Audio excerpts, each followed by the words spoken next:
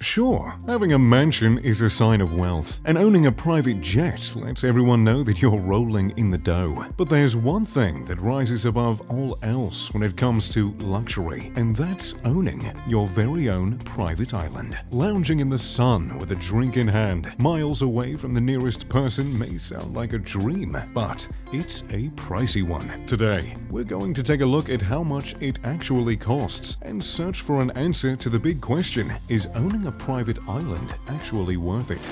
The first big expense of buying a private island is, well, quite obviously, purchasing the island itself. Sure, you have fantasies about cabanas in the white sand, and maybe even a golf course on the north side of the island. But all that starts with finding the perfect location to build a foundation on and make those dreams a reality. That being said, the cost of your island varies drastically depending on where you buy. In Canada, for example, which has the highest number of private islands for sale in the world, you can get islands for under $200,000. And if you're really pinching pennies, well, you can even scoop up an island for just under $100,000. Take this island in Nova Scotia called Half Island for just $65,000, less than half the cost of your average home. You can buy this 6-acre island that's located less than a mile away from the mainland. However, that price comes with a catch. Sure, $65,000 is great for your own little slice of paradise, in the summer at least. In winter, temperatures around Half Island can reach as low as -22 degrees Fahrenheit. The island is only feasible to live on during summer, and even during the summer, getting supplies can be a hassle. When you're thinking of a private island, chances are you're not thinking of cold, remote locations. You're thinking locations with sandy beaches and palm trees, where flip-flops are considered formal attire. Likely, you're picturing the Caribbean, made up of thousands of islands with hills, sprawling sand beaches, and crystal clear waters. The Caribbean is a breathtaking location to build the tropical oasis of your dreams. And there are plenty of islands to pick from. Surprisingly, the prices aren't actually that overwhelming either. If you're settling for a smaller chunk of land that's more remote, you can snag an island for between $1 and $3 million. But if you're looking for a larger island in the more popular, desirable areas of the Caribbean, well, that price can be anywhere between $30 to $100 million. Some of the popular island chains include the Exumus, the Abaco Islands, and the Berry Islands. Islands in these chains in particular offer an advantage that remote islands don't. They're close to bigger towns and cities, which eases access for visiting guests and owners. Take, for example, Spectabulas Island in the Exumus. The island stretches 460 acres, which includes dozens of white sand beaches, scenic hilltop views, and plenty of potential building space. And it's only 230 miles from Miami and a mere 60 miles from the capital. It's pricey, but it's easily accessible, and it comes with the added bonus of being able to say, yes, I have an island in the Exumus. Then, there are the more remote areas of the Caribbean, like Little Ragged Island, a 700-acre island that's listed for $35 million. Compared to Spectabulas, you get almost double the land for, well, half the price. And that's not all. Little Ragged Island has 2 ponds, meaning you have access to fresh water, and it has 30,000 feet of shoreline, which is equal to about 5.6 miles. And you'll really have that 5.6 miles of shoreline to yourself, because the 110-mile-long Ragged Island chain is incredibly underdeveloped, with only one small town that has a population of 72 people. In other words, you might as well not buy this island if you have any desire to hit up a local nightclub or dine at a fancy restaurant. Across all these price ranges and locations, the islands we've looked at all have something in common. They're underdeveloped.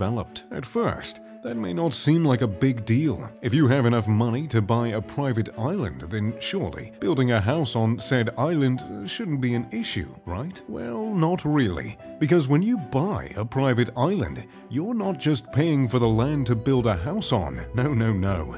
There's a lot more that goes into it. For starters, you have to find out if you even can build on the island. Places like the Caribbean have strict environmental laws on building because the ecosystem of the region is so fragile. There, an environmental impact study is required before you make any changes to the island you've bought. And that environmental impact study doesn't come cheap. It'll cost you at least $50,000. These environmental laws are also common in Canada, where endangered animals may call the lake and ocean islands home. I mean, after all, you wouldn't want to evict cute little critters like this, would you? Oh, look at them go. In Ontario, specifically, you're only allowed to build if there is more than an acre of buildable land on the island, meaning scooping up a super small island for the cost of your monthly paycheck isn't actually worth it, unless you feel like camping. On top of the expensive environmental study that takes place before you build, there are dozens of environmental protection laws that will increase the price of your build. Things like how you gather water,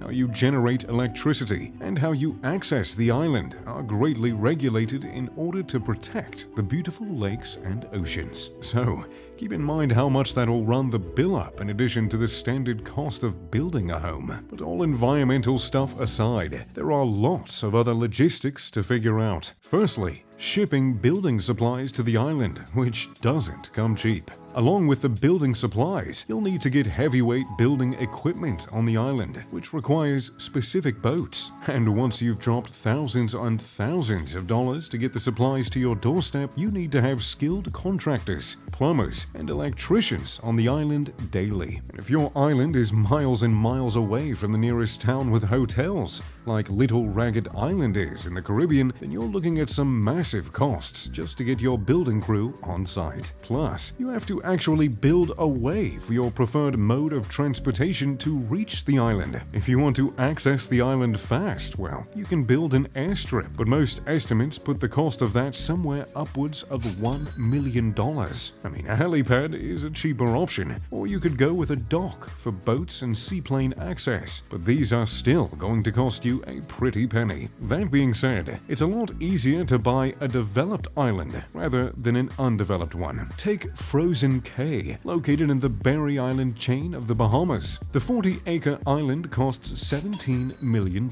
and is readily accessible by both boat and seaplane. It features white powder beaches, lush forests, and a 6-bedroom, 6-bathroom residence that measures a whopping 4,145 square feet. Oh, and there's also a heated swimming pool, of course. In addition, there is an 806 square foot manager's cottage and a 1,534-foot staff cottage, as well as a marina that accommodates up to 100-foot-long yachts. However, Frozen Cay brings up yet another cost associated with private islands, and that's maintenance. If you have enough money for a private island, chances are you're pretty busy with work and won't be able to spend all your time sipping pina coladas with your feet in the sand. Leaving the home unoccupied puts you at risk of squatters, break-ins, and other damage, so having the island occupied and taken care of is a necessity. Though I've spent much of the video talking about the costs associated with having your own private island, there's also a potential to make money when you're not occupying your home. Private island rentals are wildly popular for the wealthy, including myself. Islands like Swanee Cay in the Bahamas have a minimum cost of $14,000 per day, but that's just for double occupancy. Each additional person costs $500 per day, so bringing just 4 more people will cost you $16,000 per day at a minimum, not including gratuity. In other words, if you own that island, you can make some darn good money. If Swanee Cay is rented out just as a double occupancy at the lowest rate for every day of the year, the property will bring in at least $5 million.